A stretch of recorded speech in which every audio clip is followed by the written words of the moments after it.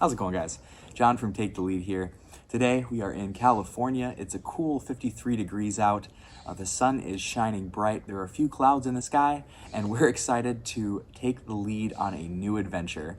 On the table in front of me, I have a little bit of gear that I was able to pick up from Walmart last night. We flew in last minute, so I wasn't able to bring any of my own gear with me. So I threw together a really quick fishing kit with probably not the best gear in the world, but hopefully we'll get out there and we'll be able to put it to some good use. So without further ado, let's get into what I've got in front of me, and then let's get out there.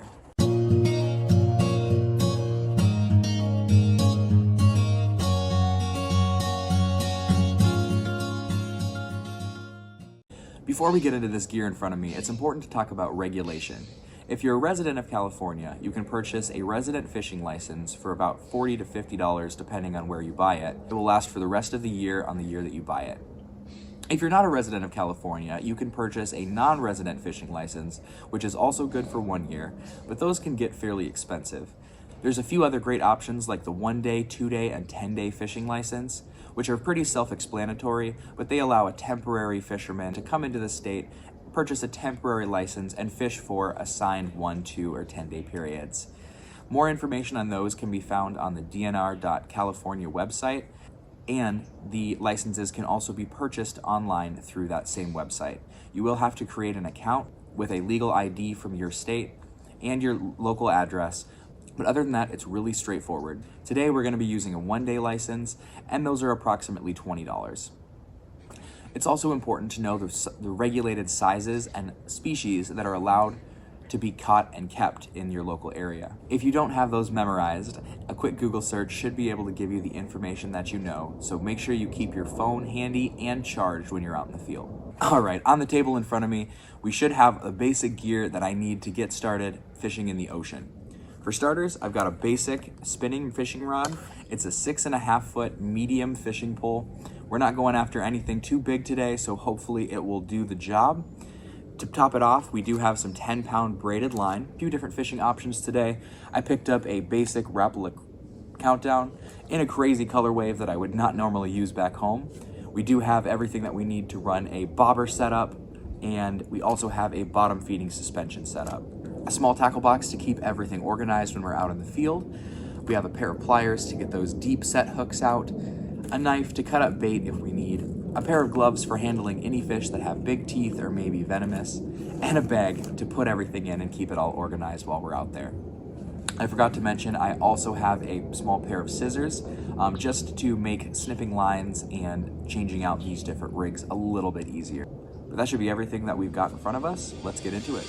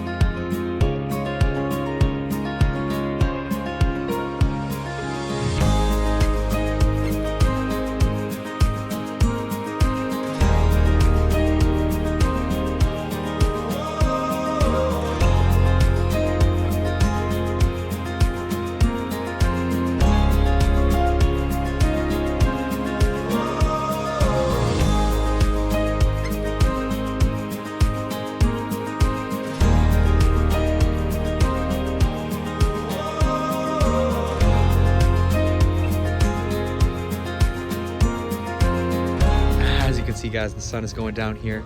There's still a few little small fishes around the bait, but nothing has taken it down yet. We're still hoping that with the last little bit of daylight here, we'll be able to turn the day around, but so far it's been a pretty great day. Definitely not the day that I would have planned, but it has been a great day so far. It has been absolutely gorgeous getting to get out here and see the ocean. And my first time not deep sea fishing, but my first time surf fishing.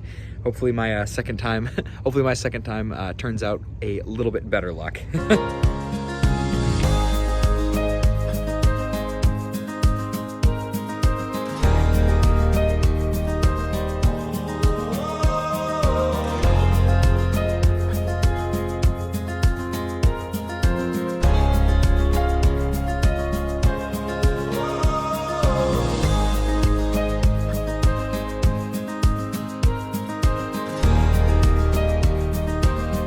As you can see, it got a little bit dark on us, so we decided to pack up and try our luck again another day.